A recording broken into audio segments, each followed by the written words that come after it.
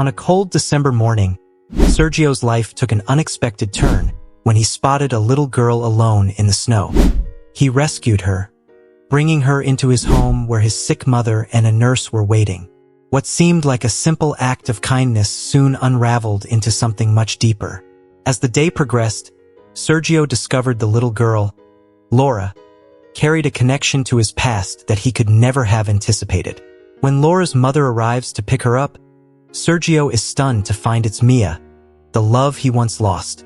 In the whirlwind of emotions, Sergio learns that Laura might be his daughter.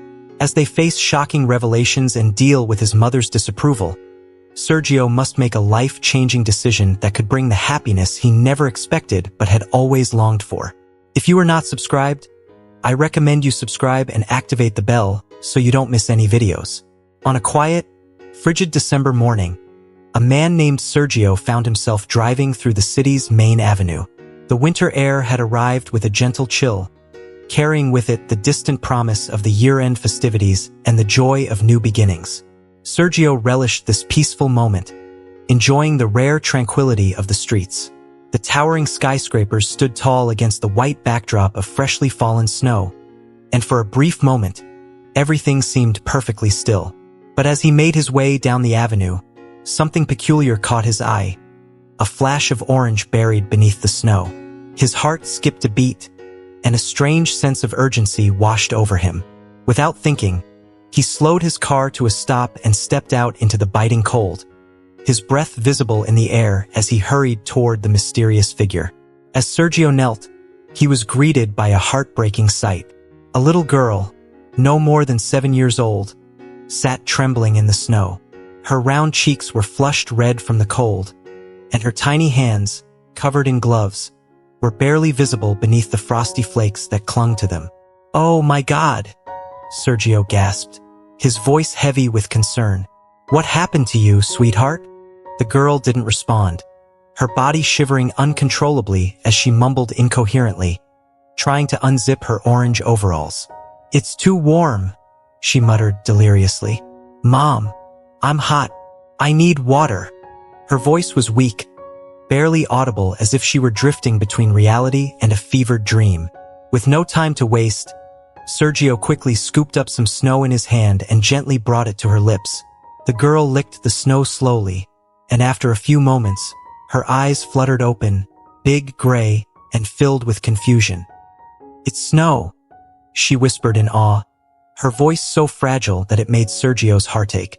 He forced a small smile despite the panic rising within him. "Yes, it's snow," he said softly, trying to comfort her. "Where's your mom, sweetheart? Do you live nearby?" The girl frowned as if trying to piece together the fragments of her memory. "We took the bus," she said, her voice tinged with uncertainty. "Mom should be home. Dad and I walked here." Sergio's concern deepened as he gently brushed the melting snow from her soaked wool hat. "And where is your dad now?" he asked, trying to keep his voice calm for her sake. The girl looked around with a lost expression. "I don't know," she whispered. "He said we were playing hide and seek. He told me to find him, but couldn't. I looked everywhere, and now I'm so tired." Tears welled up in Sergio's eyes as he realized the gravity of the situation. This little girl had been abandoned, left out in the cold with no one to care for her. Without hesitation, he scooped her up into his arms, determined to protect her from the harsh winter that had nearly claimed her. "I see," Sergio said softly, trying to keep the mood light. "Here's what we'll do. I'll take you to my house so you can warm up and have some hot tea. After that, we'll figure out how to find your mom. Does that sound good?" He gently lifted the little girl, cradling her fragile body in his arms, and walked back to his car, his mind racing with concern. He knew that this would mean pushing aside his work, but nothing seemed more important at that moment. "Just promise me you won't fall asleep, okay? We'll turn the heater on, and you'll feel better in no time." "What's your name, sweetheart?" With a small voice, she replied, "My name is Laura." 20 minutes later, Sergio unlocked the door to his apartment. As they stepped inside, he was greeted by the all-too-familiar staleness of the air. a mix of sterile cleanliness and the cloying scent of medicine that seemed to cling to every surface. The ever-present reminder of his mother's fragile state of health filled the space, an oppressive weight that never truly left. Laura wrinkled her little nose, her innocent comment cutting through the silence. "It smells like the hospital here." Sergio placed her gently on the floor and knelt to untie her wet shoes. "My mother is recovering from an accident," he explained, his voice heavy with the burden of responsibility. "We have a nurse who stays here to help her. She makes sure my mom gets her medication and takes care of her when I can't. Anyway, are you hungry? I think we have some pancakes. Do you like pancakes?" Laura's eyes lit up for the first time since he found her. "Is there jam too?" she asked, her voice hopeful, and for a brief moment, the weight in Sergio's chest lightened. "Of course," he replied with a smile. "We've got jam, honey, whatever you want. But you have to promise me that you'll drink some hot tea. Okay?" His tone was serious but gentle. "Deal," Laura nodded, shaking the last bits of snow off her damp gloves. "Where can I dry these?" she asked, holding up the soggy gloves. "We'll find a place for them," Sergio assured her. "But first, let's get you fed. We'll figure everything else out in the kitchen." He extended his hand, and Laura took it without hesitation, following him into the warm, inviting space. The kitchen was cozy, filled with the soft glow of morning light filtering through the window, illuminating shelves lined with glass jars, and an old clock that ticked steadily on the wall. Sergio set her on a high chair and began preparing the meal. "Here we go," he said as he placed a stack of pancakes in front of her, along with a jar of strawberry jam and honey. "The tea's almost ready too." Laura eagerly reached for a pancake, spreading a generous layer of jam across it, and took a big bite, a small sigh of contentment escaping her lips. While she ate, Sergio finished making the tea and served it to her, watching as the color slowly returned to her cheeks. After ensuring she was settled, he stepped out for a moment, returning with a pair of warm wool gloves. "I don't have any your size," he admitted, "but these should help keep you warm for now." He placed them over her small, cold hands. Laura paused, her pancake still in her hand, and looked up at him with a curious intensity only a child could possess. "You don't have kids, do you?" she asked, genuinely surprised. Sergio smiled wistfully. "No, not yet," he admitted. "But maybe one day." Laura fidgeted in her seat, her expression shifting to one of deep contemplation. "My dad says people without kids are lucky," she said matter-of-factly. "He says kids are a lot of trouble and cost too much money. Especially girls," she added, her words striking Sergio like a sudden chill. His smile faltered, and anger flared briefly in his chest. "Oh, your dad," Sergio began, but quickly softened his tone, not wanting to upset her. "He probably didn't mean it like that. Sometimes, when people are frustrated, they say things they don't mean." But Laura's gaze remained fixed on him, her voice growing smaller as she said, "He says it every day. Mom always cries." Sergio's heart twisted with sorrow as he realized the depth of the pain this little girl carried. What kind of home was she living in? What kind of father would speak such hurtful words to his child? His mind raced with questions, but none of them had easy answers. How could he possibly take her back to that? But at the same time, what could he do? He was just a stranger who had stumbled upon her by chance. "Drink some more tea, okay?" Sergio said gently, trying to shift the conversation away from the painful topic. "It'll help warm you up." He turned towards the door as it creaked open, revealing Nayeli, the nurse, who stepped into the kitchen. "Good morning," she greeted them, her voice tired and her eyes red from a sleepless night. She had spent hours reading aloud to Sergio's mother, who often struggled with insomnia. "I heard voices and thought the doctor had come by. Who's this little one?" Nayeli asked, glancing at Laura, who was blissfully unaware of the conversation, her focus entirely on her pancake and jam. Sergio smiled, though the weight of the situation pressed down on him. "This is Laura," he said softly. "She's going to stay with us for a little while." Nayeli raised an eyebrow. "Is she the daughter of a friend?" she inquired, curiosity piqued. Sergio hesitated for a moment, then replied, "Well, something like that. How's my mother?" Sergio asked, steering the conversation away from the delicate matter at hand. The nurse let out a weary sigh. "I'm afraid I don't have good news, Sergio. She didn't sleep at all last night. We tried everything, reading, talking, but sleep just wouldn't come. Her blood pressure is still high, and it's proving difficult to bring it down. You know how it is. She only just fell asleep a little while ago." Sergio nodded, the weight of her words pressing down on him.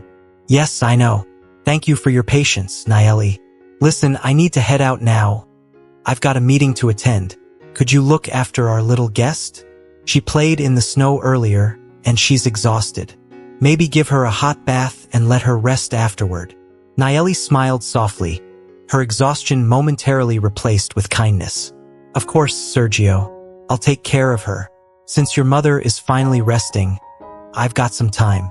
Don't worry about a thing. Laura?" Nayeli turned to the little girl, whose face was still smudged with jam. "Do you like taking baths?" Laura nodded eagerly, a shy smile playing on her lips. Sergio felt a brief wave of relief wash over him. As he stepped out of the house, the fresh air hit him like a breath of freedom, a welcome escape from the stifling atmosphere of medicine and worry that seemed to hang over his home. He inhaled deeply, savoring the crispness of the winter morning. Being away from the constant reminder of his mother's slow decline was a small reprieve, but it didn't erase the pain. Watching someone you love gradually fade away, powerless to stop it, was a torment that gnawed at him every day. For the past year, Sergio had poured every ounce of energy into caring for his mother. They had moved in together after her accident, and he had spared no expense. He had hired the best nurse he could find, arranged for top doctors to visit regularly, and ensured that his mother had everything she could need. Yet despite all his efforts, nothing seemed to change. The recovery was excruciatingly slow, and Sergio had come to terms with the painful reality that he could only do so much. He often consoled himself with the hope that when the inevitable time came, at least his mother's final moments would be as peaceful and comfortable as possible. After his meeting, Sergio decided to return home for lunch, feeling the need to check in on Laura and see how things were going. He was so lost in his thoughts that he didn't notice his phone vibrating in his pocket until it had rung several times. He quickly answered. "Hello, Sergio, good morning. Do you have a moment to talk?" It was Amelia's doctor, who was scheduled to visit her the next day. "Yes, doctor. Is something wrong?" Sergio asked, glancing at his watch as he sat behind the wheel of his car. He had about 10 minutes to spare. "Well," the doctor began cautiously, "I reviewed your mother's x-rays again in chronological order. You know, a fracture in the neck of the femur isn't easy to deal with, especially at her age. But your mother's recovery has been remarkable. She's healed beautifully. She should be walking by now." Sergio's grip tightened on the steering wheel. "Then why isn't she?" he asked, his voice betraying his exhaustion. "You've seen her, doctor. She refuses to get up." There was a pause on the other end. "That's where it gets a bit complicated. I don't believe it's physiological." "Then what do you think it is?" Sergio asked, his frustration rising. The doctor hesitated before speaking again. "I think it may be psychological. You might need to consult a good psychotherapist. Your mother could be dealing with a fear of getting hurt again, or perhaps she's finding some secondary benefits in her current situation." "Secondary benefits?" Sergio repeated, confused. "What are you trying to say?" "Well," the doctor explained carefully, "she's in a very comfortable position right now. She's receiving a lot of attention, constant care, meals prepared for her, a nurse at her beck and call. In a way, she's being treated like royalty. It's possible that, consciously or unconsciously, she's become accustomed to this lifestyle and is reluctant to give it up. Maybe it was just 3 weeks until graduation, and with that, Sergio could finally carve out his path in life. The memories of his departure still haunted him, particularly the days leading up to his decision to leave everything behind after graduating. His mother, Amelia, hadn't taken the news well. When she learned he was leaving, she reacted dramatically, clutching her chest as if she were on the verge of collapse, reaching for her blood pressure monitor and dissolving into tears. She had tried everything to convince him to stay, pleading, guilt-tripping, even shouting accusations of ingratitude. Sergio could still hear her voice echoing in his mind, accusing him of abandoning her after everything she had done. It was a scene that could have dragged on for hours, but his father, always the quiet one, intervened. He had simply said, "Amelia, you caused this. Let him go. If you don't, you'll ruin his life too." His words were calm but firm, and when Sergio looked at him, he saw a glimmer of understanding in his father's eyes, a silent acknowledgement of the weight Sergio had been carrying. Sergio had felt a deep wave of gratitude. "Thank you, Dad, for understanding and supporting me," he had said, his voice full of relief. His father didn't say much, just a gentle pat on the back, but it was enough. As the train began to pull away from the station that day, Sergio exhaled a breath he didn't even realize he'd been holding. "I'm free," he thought to himself. "I can finally start my life." After that day, Sergio rarely visited home. He kept his distance, returning only once a year, and even then, he never stayed the night. His mother resented his absence, her bitterness growing with each passing year, but his father always understood, offering silent support when needed. On his first visit a few months after leaving, his father had asked him to help clean out the garage. Sergio had agreed, expecting to find the usual clutter. But when he stepped inside, the garage was meticulously organized, not a thing out of place. "Where's the mess?" Sergio had laughed, but his father hadn't smiled. Instead, he reached under the car seat and pulled out 3 white envelopes. "They're letters from Mia," his father said, handing the papers to him. "She never forgot about you and kept writing." Sergio's heart skipped a beat. "Letters from Mia? Why didn't you tell me sooner? A phone call would have been enough." His voice was a mixture of shock and frustration. His father's face flushed with embarrassment. "Your mother was hiding them," he confessed, his voice heavy with guilt. I managed to get them back. But please, don't be too hard on her. Your mother can be difficult. Yes, but she always thought she was doing what was best for you." Sergio shook his head, trying to process the revelation. "I understand, Dad, but you didn't agree with her, did you? You wouldn't have given me the letters if you did," he said, his voice firm. His father scratched the back of his neck, an old habit that signaled discomfort. "It's complicated, son. Your mother and I married in a rush. It wasn't that one of us was right and the other wrong, we just see the world differently. Our lives, our goals, they've never really aligned. And now that you're grown, maybe it's time for us to find our happiness." Sergio stared at him, taken aback. "You want to leave her?" he asked, his voice barely above a whisper. His father hesitated, then looked Sergio in the eyes, the truth finally spilling out. "Yes, Sergio, I want to leave. It's something I've been thinking about for a long time. Don't you agree it's time?" Sergio took a deep breath, absorbing the gravity of his father's words. He had always valued honesty, even when it was difficult. "It's your decision, Dad," he said softly. "I accept it. You both deserve to be happy, just like anyone else." Back in the living room, Sergio hadn't said a word to his mother about the letters. But as he boarded the train back to his new life, he couldn't resist the urge to read them. Each one was more painful than the last, and as he read Mia's words, tears filled his eyes. No one was around to see him, so he let them fall freely.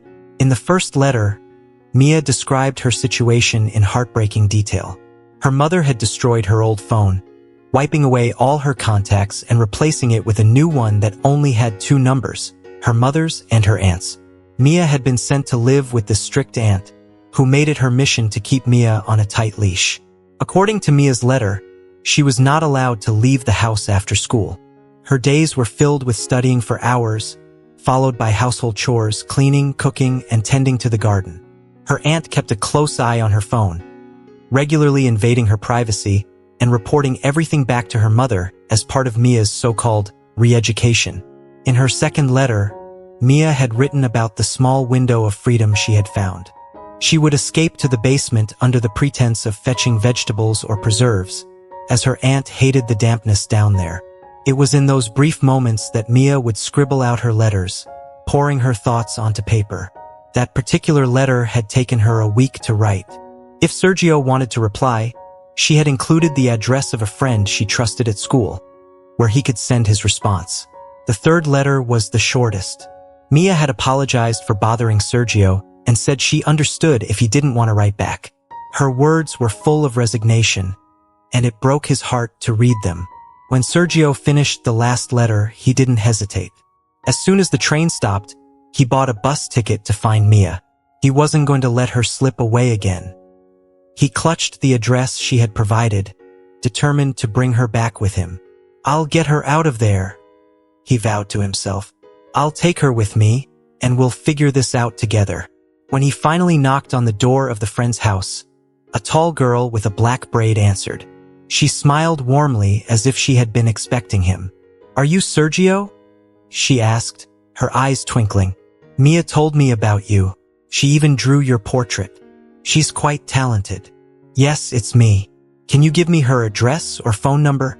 Sergio asked with urgency, his heart pounding in his chest. The girl standing in front of him shook her head, her face clouded with concern.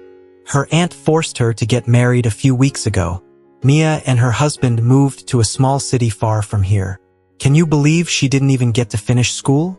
I haven't heard from her since. What? What city? And what do you mean, forced her to get married? She couldn't refuse? Sergio's voice trembled with disbelief. The girl's expression grew even more somber. She didn't have a choice, she replied quietly. Her aunt locked her in the attic and beat her every day. Mia was given one option: marry or stay locked up forever. It was awful. Her eyes were filled with sympathy, but her hands remained helplessly by her side. Sergio's desperation grew. "Please tell me where they went. Anything you know, please." "I'm sorry," she said softly, shaking her head again. "They left during the night, without a word to anyone. I didn't even get a chance to say goodbye to her." Her words were like the final blow, and Sergio felt the weight of hopelessness crash down on him. That night, as soon as Sergio stepped off the bus, he bought a bottle of cheap wine. He found himself sitting on the cold sidewalk in front of the bus stop, utterly defeated. His heart ached with a deep sadness he hadn't felt in years, and the wine did little to numb the pain. Thankfully, his body knew the way home, and somehow he managed to stumble back to his dorm without incident. Sergio woke up in the middle of the night, disoriented and with a splitting headache. His mouth was dry, and thirst clawed at him. He reached for the bottle of mineral water sitting on the table beside his bed, gulping it down in desperation. It wasn't until the cool liquid began to soothe his parched throat that he noticed the basin on the floor. Then, the memory of his arrival flooded back. His neighbors had helped him get home after hearing the noise he made as he stumbled into the building. God bless them, he thought, grateful for their kindness. He finished the water and collapsed back into bed, falling into a deep, dreamless sleep. Life continued as it always does. Sergio's father eventually left his mother, seeking the happiness he had once confided in Sergio about. But that happiness was fleeting.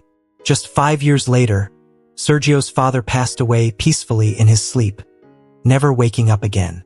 The doctor assured Sergio that his father had felt no pain and that his passing had been serene. By that time, Sergio had built a stable life for himself, and he made sure his father had a proper funeral. He stood by the grave with a heavy bouquet of roses, the thorns digging into his hands as he placed them on the fresh earth. "Thank you, Dad. I love you, and I always will," Sergio whispered, tears stinging his eyes as he said his final goodbye. Though Sergio and his father hadn't been as close as he would have liked, their bond had still been meaningful. His father had supported him during one of the most challenging times in his life, giving him the letters from Mia that his mother had hidden. Sergio would never forget that act of quiet rebellion on his father's part. It had meant everything to him. And then, as if by fate, something extraordinary happened after his father's death. Sergio found Mia again, entirely by chance. The memory of that encounter never left him. It was a rainy afternoon when it happened. Seeking shelter, Sergio ducked into a cozy cafe, hoping to wait out the downpour with a warm cup of coffee. As he sat at a small table by the window, lost in thought, he felt a gaze on him. When he looked up, his breath caught in his throat. "Mia," he whispered, almost afraid that saying her name would make her disappear. But she didn't disappear. She smiled at him, her presence lighting up the gray, dreary day. "Mia, are you here alone?" he asked, his voice thick with disbelief and relief. "Yes, I'm alone," she replied softly, raising her glass of juice with a gentle smile. They toasted, his coffee cup clinking lightly against her glass. The moment felt surreal. "How are you?" Sergio asked, almost afraid to hear the answer. "I'm normal," Mia said with a small laugh. "I moved here after high school, graduated from university, and now I'm working." She took a sip of her juice, her eyes never leaving his. "I'm sorry I didn't say goodbye to you," Mia continued, her voice tinged with regret. "I was afraid you'd be angry with me, and I know you probably were, but it wasn't my fault. I wrote to you so many times, but when you didn't respond, I thought—" She trailed off, the unspoken words hanging heavily in the air. "My mother hid your letters," Sergio interrupted, his voice full of regret. "I never knew about them. My father found them and gave them to me. After that, I went to your friend's house to look for you, but she told me you had gotten married." Mia smiled wistfully, a hint of sadness in her eyes. "It doesn't matter anymore, Sergio. I'm just happy we found each other again. I thought I'd never see you again. And you? How's your life? Do you have kids by now?" Sergio smiled softly. "No," he replied. Mia sighed and shook her head slightly. "Well, I don't come to the city often," she admitted. "Only to visit the fertility clinic. They keep telling me I'm fine, but it hasn't happened yet." Sergio felt a pang of sympathy. "And your husband? Is he okay?" Mia's smile became nonchalant, almost resigned. "Every relationship has its ups and downs," she said simply, not offering any further details. They talked for hours, the conversation flowing easily despite the years of distance between them. It wasn't until the sky began to darken that they realized how much time had passed. "They're probably waiting for you at home," Sergio commented, glancing out at the darkening sky. Mia shrugged, speaking with a frankness that surprised him. "When I come to the city, I always tell my husband I'll be at the clinic late. But in reality, I like to take some time for myself. Shopping, going to the movies, sitting in a cafe. It's my little sip of freedom. I've never truly been free, Sergio. First, my parents controlled every aspect of my life, then my aunt, and now it's my husband." Her words hung in the air between them, filled with a quiet yearning for the freedom that had always eluded her. Sergio looked at her, his heart aching with empathy. He knew that he couldn't change her past or the choices that had been forced upon her. But at that moment, he hoped that somehow she would find the peace and freedom she had been searching for her entire life. "You haven't changed at all. You're still as beautiful as ever," Sergio said softly, gazing at Mia with fondness. Although he noticed the subtle wrinkles under her eyes and that her once vibrant lips had faded a little with time, these details were insignificant to him. What mattered was the light in her eyes, the same playful spark that had captivated him years ago. Her infectious laughter, her innocent expression. It was all still there. She was still his Mia, the first love that had shaped his life in ways he could never forget. The passion between them felt timeless. "Do you want to go somewhere else? Maybe catch a movie?" Sergio asked, hoping to prolong their time together. Mia traced the rim of her glass absent-mindedly, her expression turning serious. "I don't want to go to the movies," she said slowly. She looked up at him, her eyes filled with unspoken emotion. "I want to go to your house." That night, Sergio and Mia finally lived the love that had been stolen from them so long ago. Their connection, once interrupted by the cruelties of life, reignited with a force that neither of them could deny. But when Sergio woke up the next morning, Mia was gone. The pillow beside him still carried her scent, a bittersweet reminder of their brief reunion. On the table, she had left a note with just one word: "Thank you." There was no phone number, no address, nothing to hold on to but the memory of their night together. Sergio returned to the cafe where they had met, hoping against hope that he might find her there again. But no one remembered seeing her, and it became clear that Mia's presence had been fleeting, a chance encounter that would not be repeated. All Sergio could do was cherish the memories of their night together and move forward with his life, carrying that moment in his heart like a cherished secret. Life continued, and Sergio found himself far removed from his mother's constant criticisms. He was financially secure now, able to live on his terms, but he still sent money to Amelia from time to time, maintaining a distant, strained relationship with her. She never missed an opportunity to find fault with him, but Sergio had long since stopped trying to please her. He had learned that nothing he did would ever be enough to satisfy her, and he had made peace with that. Everything changed a few years after his reunion with Mia.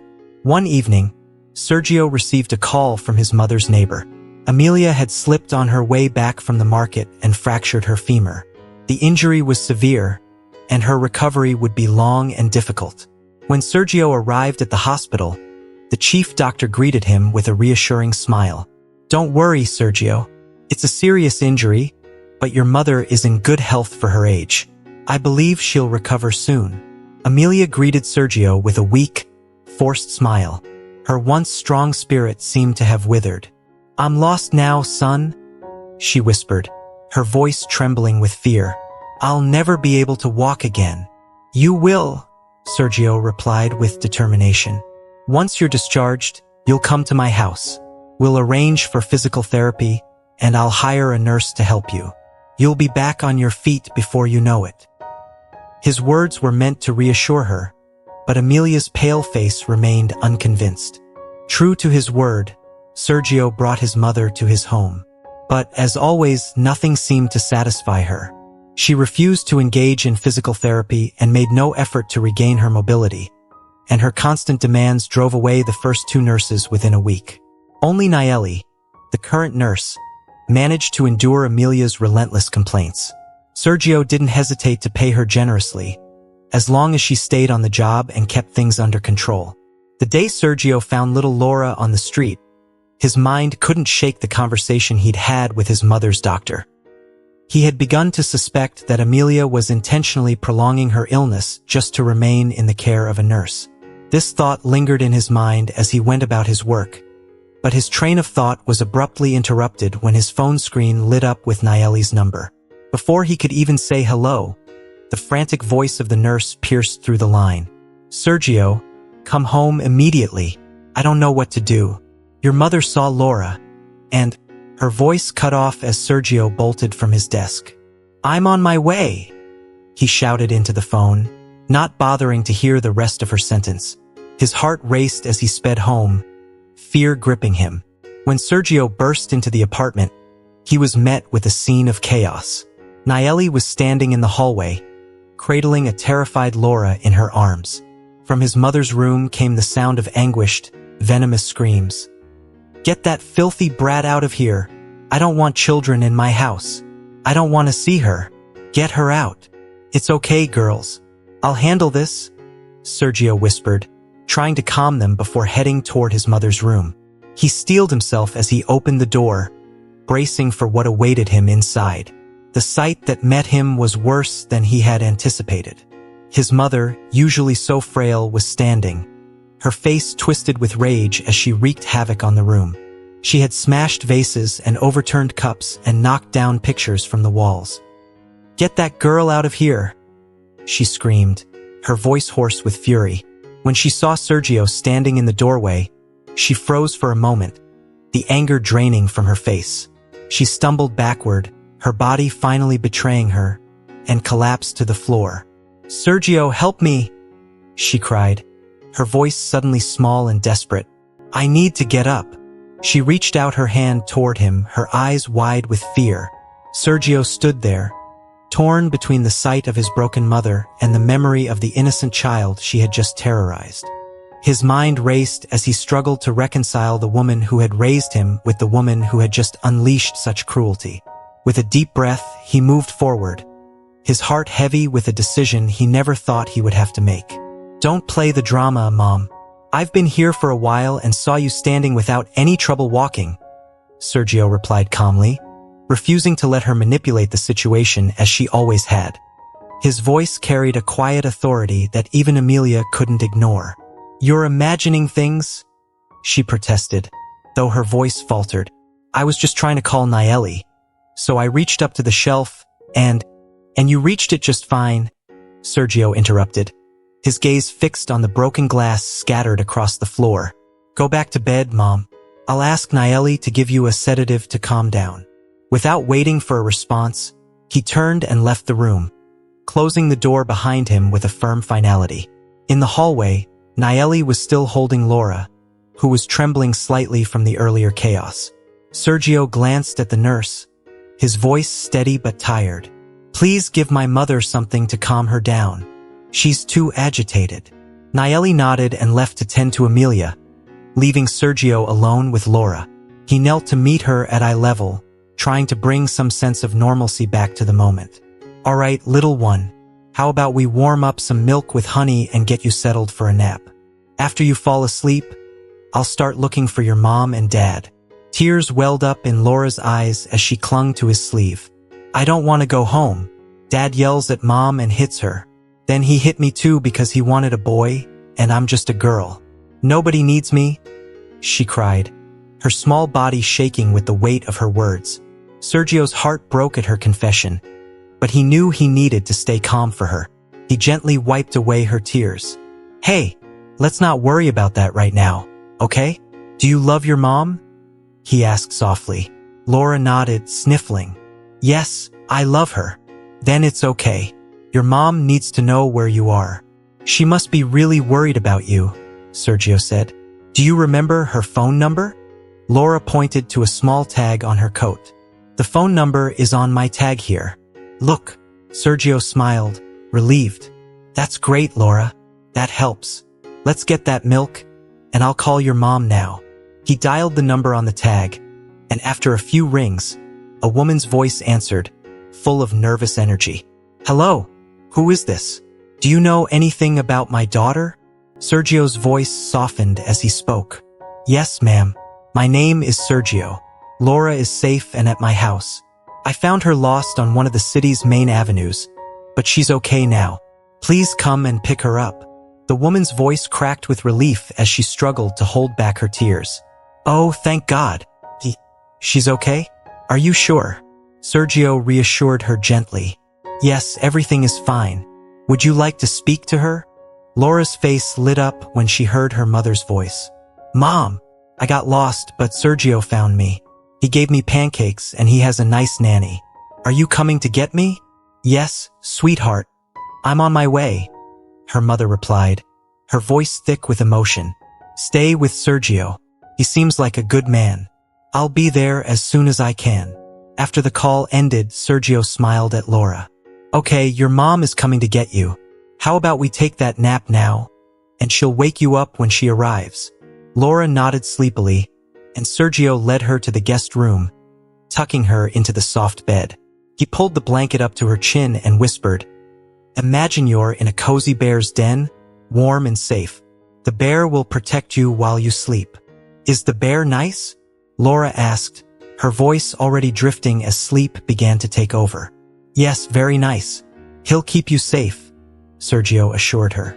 Before he could finish the story, Laura's eyes closed, and she fell into a peaceful sleep. Sergio whispered, "Sleep well," and quietly left the room. In the kitchen, Nayeli was waiting for him, looking both concerned and exhausted. "I gave her a sedative and she's asleep now," she informed him. Sergio nodded, pouring himself a cup of coffee. "Good. Now tell me what happened here. Start from the beginning." Nayeli sighed, wiping her forehead with the back of her hand as she recalled the events. "Sergio, it all started when I was getting Laura ready for her nap. Your mother overheard us, and when she heard Laura's voice, she immediately started asking questions. 'Whose child's voice is that?' she asked. I didn't know how to answer, so I just told her it was a friend's daughter. But then, I didn't expect what happened next. And what happened next? Sergio prompted, sensing Nayeli's hesitation. Your mother demanded to see her, Nayeli continued, her voice tinged with disbelief. She called Laura over and started interrogating her, asking her name, who her mother was. Then all of a sudden, she just snapped. She got up from the bed and charged at the poor girl. I barely managed to shield Laura from her. Your mother was screaming, throwing things, breaking everything in sight. It was chaos. And through it all, she kept insisting she couldn't stand up without feeling pain, even as she ran around the room. It's serious, Sergio. Sergio sighed deeply, setting his coffee cup down. He stared at the floor for a moment, processing what Nayeli had just told him. The situation with his mother was spiraling out of control, and he was running out of ways to manage it. He knew he needed to make a decision, one that would protect not only Laura but also himself from the emotional and physical toll that his mother's condition had taken on his life. And then, Sergio asked, his voice heavy with disbelief. Nayeli took a deep breath. I grabbed Laura and ran out of the room. I locked your mother inside and called you immediately. I didn't know what else to do. Sergio rubbed his face in exhaustion. My God, Nayeli, thank you for handling it. Have some tea and try to calm down. We've both had a rough day. Just as they were beginning to settle, the doorbell rang. Sergio rose from his seat, his heart pounding in his chest. I'll get it, he said, trying to keep his voice steady.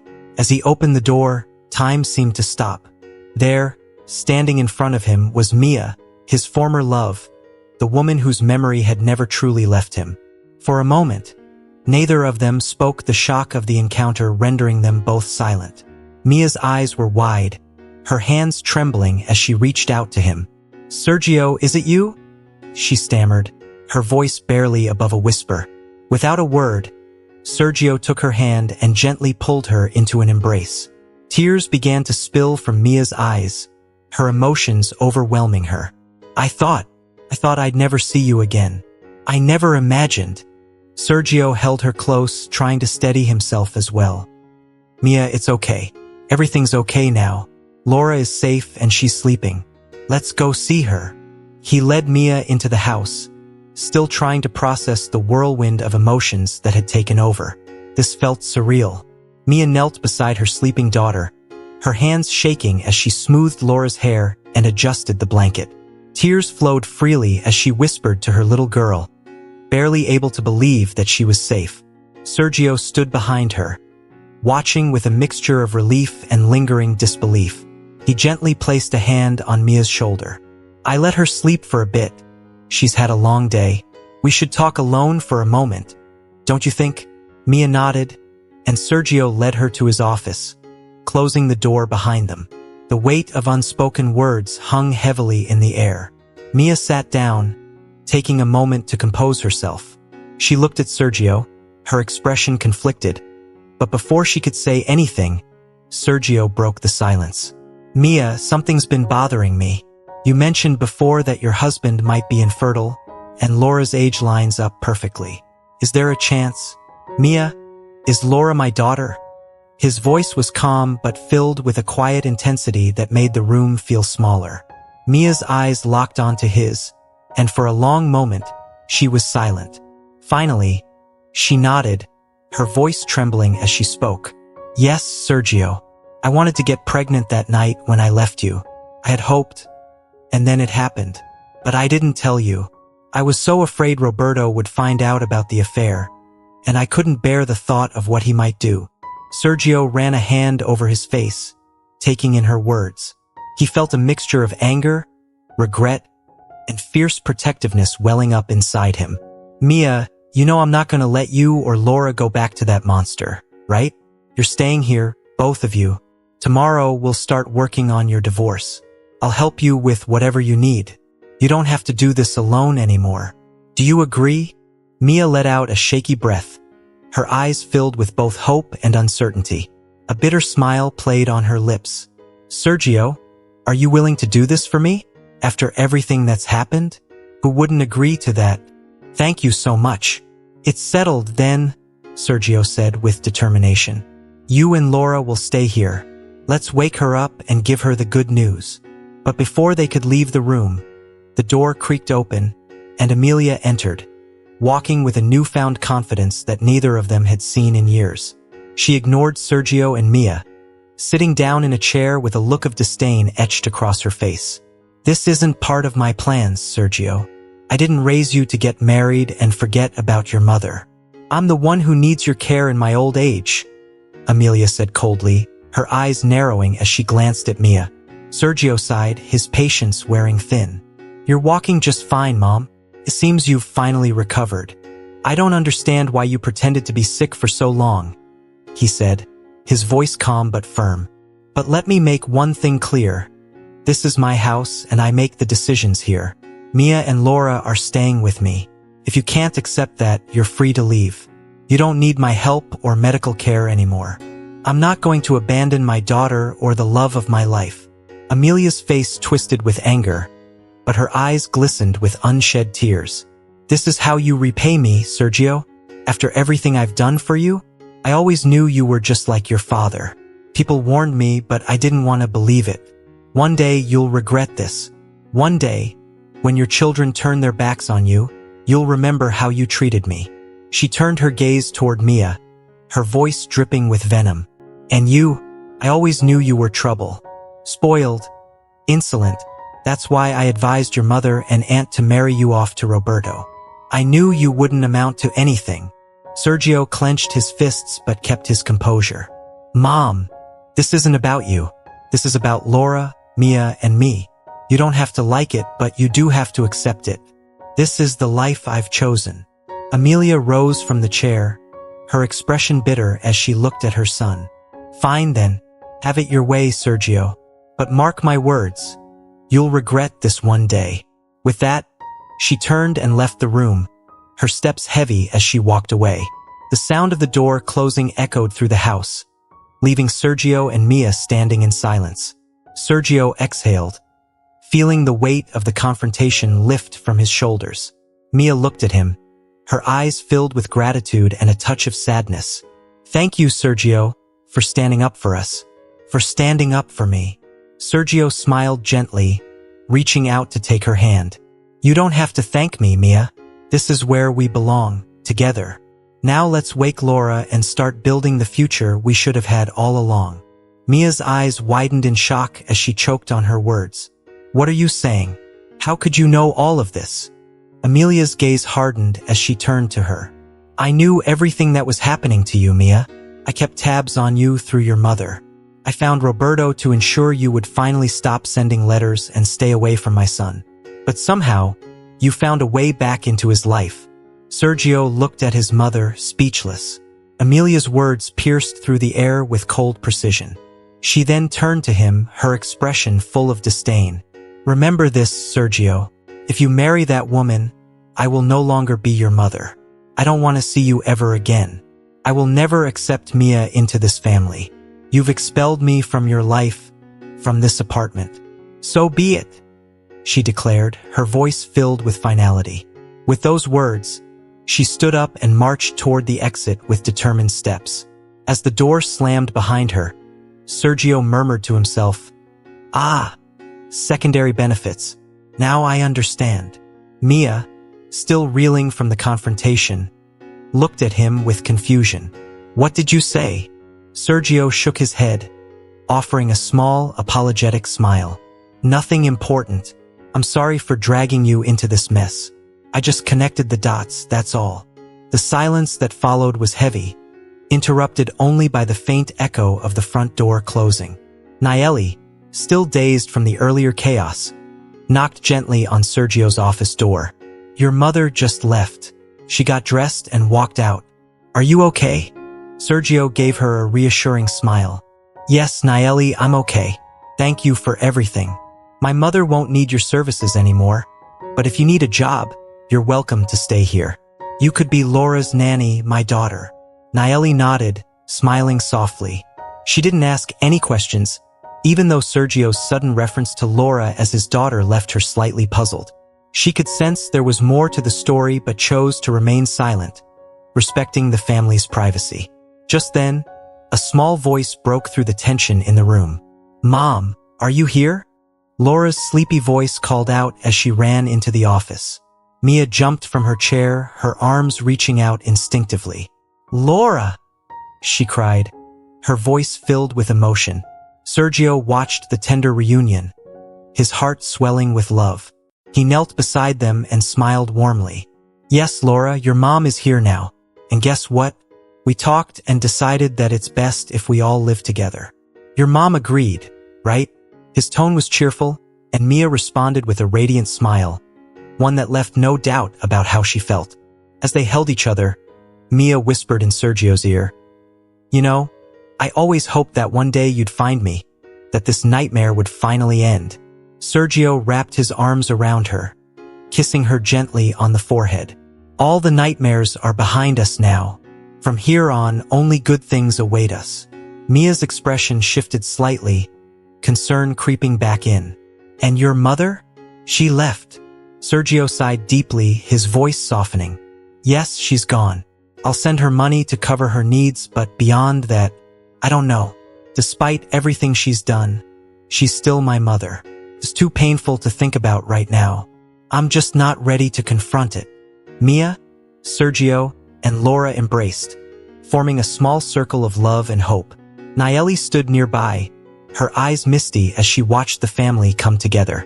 The warmth and connection between them were palpable, and she couldn't help but feel moved by the reunion.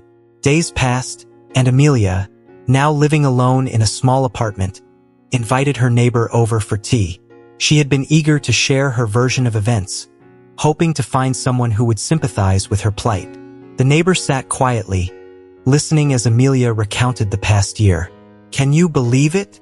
Amelia began, her voice sharp with indignation. "My son abandoned me for that woman. He pushed his mother aside to be with her. I don't understand it. How could he do this to me after everything I sacrificed for him?" The neighbor, a kind but no-nonsense woman, sipped her tea thoughtfully before responding. "Amelia, you can say whatever you like, but you still have a good son. He cares about you, and even now, he's making sure you're taken care of." Amelia scoffed, her conviction unwavering. If he were good, he'd be more concerned about his mother's old age than about some woman. The neighbor raised an eyebrow, her voice gentle but firm. "Amelia, have you ever truly loved someone? Not in your way, but like most people do, selflessly, without expecting anything in return." Amelia stiffened, her defenses rising. "Are you saying I never loved my son? I carried him for 9 long months. I was sick every day, swollen, miserable, and now look at me. A poor, sick retiree. I don't want his money, but I have no choice. I have to accept it because I have no one else." The neighbor sighed, shaking her head. "You're not being honest with yourself, Amelia. You're upset because your son is no longer under your control. You wanted him to stay under your wing forever, but he grew up and followed his path." Amelia's face contorted with anger, her voice rising. "He abandoned me because of that woman. That miserable wretch. I can't even bring myself to say her name." Her fists clenched tightly in her lap as tears of frustration welled up in her eyes. The neighbor looked at her with a mixture of pity and understanding. "Amelia, your son didn't abandon you. He simply chose to live his life, just as you once lived yours. Maybe it's time you let go of the past and allowed him to be happy." Amelia's eyes flashed with anger, but deep down, she knew there was truth in the neighbor's words. She remained silent, unable to argue any further, as the reality of her situation began to sink in. Her son had chosen his path, and she had to face the fact that she couldn't control him anymore. As painful as it was, she realized that the only way forward was to accept it, even if it meant doing so alone. The neighbor had pressed Amelia with a hard truth, one that she refused to fully acknowledge. "You're distorting the facts," the neighbor had said. "You left on your own and spent a year causing Sergio trouble, all while lying about not being able to walk. You wanted Sergio to drop everything and come after you, didn't you?" Amelia had straightened her shoulders, defiant. "I'm his mother. "It's my right," she replied, as if that simple statement justified everything she had done. The neighbor had shaken her head, clearly frustrated. "You're a difficult case, Amelia. I'll leave you to think about that. There's nothing more I can say to you." Now, alone in her small apartment, Amelia stared out the window. The afternoon sun had faded into a cold, crisp winter night. In the distance, she could hear the laughter of children playing in the nearby park. Despite her stubbornness, she couldn't shake the desire to return to her son's home and try to resolve things once and for all. But each time the thought crossed her mind, doubt followed close behind. Could she swallow her pride and face him after all that had happened? 6 months passed, with Amelia struggling with her thoughts. The loneliness gnawed at her, and she finally made a decision. She packed a small bag and took the train back to Sergio's city, her heart heavy with anxiety. When she arrived, she couldn't bring herself to ring the doorbell. Instead, she sat on a bench near the building, watching the world go by, hoping to catch a glimpse of her son. As she sat there, lost in thought, she saw him. Sergio was walking down the street, carrying Laura on his shoulders and holding Mia's hand. They were talking and laughing, completely unaware of Amelia's presence. The sight hit her like a punch to the gut. And then she saw it. Mia's pregnant belly, round and unmistakable. She was glowing with happiness, her hand resting protectively on her stomach. Amelia felt a surge of anger and despair rise within her. How dare Mia steal her only son, take her place, and now flaunt her pregnancy for the world to see. It was as if Mia had planned it all, ensuring that Sergio would never leave her. Amelia clenched her fists, grinding her teeth in frustration. The urge to rush over and make a scene burned within her, but she couldn't move. All she could do was watch as they disappeared down the street, the image of their happiness searing into her mind. Defeated, Amelia took the train back home. When she arrived, she collapsed onto her bed and cried, her sobs muffled by the pillow she pounded with her fists. The neighbor had been right. Sergio had found happiness with his new family, and she had been left behind. For the first time, Amelia faced the painful reality that she had always dreamed of her son dedicating his life to her. But that was not the life he had chosen. And deep down, she knew he deserved to be happy. As she lay there, the thoughts kept swirling in her mind. Maybe it wasn't so terrible that Sergio had his own family, that he was raising children and continuing the family line. Maybe he was happier this way than he ever could have been under her control. The next morning, Amelia made a decision. She went to a candy store, bought a large cake, and once again boarded the train to Sergio's city. Her nerves were frayed as she approached his apartment door, and she felt her courage waver. What if they didn't open the door? What if they threw her out? But she hadn't bought that cake or traveled 2 hours by train just to give up. She gathered herself and rang the doorbell. When Sergio opened the door, his face was a mix of shock and disbelief. For a moment, it seemed like he didn't even recognize her. "Mom?" he asked, his voice unsure. "Hello, Sergio." Amelia began softly, her voice trembling with emotion. "I came to tell you that I was wrong. About many things. I thought you should belong only to me because I gave birth to you, but I didn't realize how much you've done to help me over the years. I was blind to your needs, and I'm sorry." Sergio stood there, stunned, as he processed her words. The tension between them was palpable, but for the first time, there was a softness in Amelia's eyes that he hadn't seen in years. "I brought a cake," she added, holding it up like a peace offering. "I thought, maybe we could talk. I'd like to meet Laura and Mia properly, if you'd let me." Sergio looked at his mother, seeing the vulnerability behind her usual stern demeanor. He took a deep breath, then stepped aside, allowing her to enter. "Come in, Mom," he said gently. "Let's talk." Sergio remained quiet for a moment, his thoughts swirling as he processed his mother's words. Finally, he took a step closer, his voice soft but tinged with skepticism. "And now, suddenly, you realize everything? Just like that?" Amelia swallowed hard, her eyes reflecting a vulnerability Sergio hadn't seen before. "Yes, I've had time to think. to understand what loneliness truly feels like. I know I've been selfish and I want to put that aside. I want to be a good mother and grandmother if you'll let me. Sergio's gaze drifted to the cake box she was holding. You brought that for us? Amelia nodded, her voice trembling slightly. Yes, I did. I thought maybe we could share it. Just then, Mia's voice echoed from the hallway. Sergio, we're expecting visitors, she called out. As Mia approached, she stopped in her tracks, her eyes locking on Amelia. She held a sleeping Laura in her arms, her pregnant belly visible beneath her dress.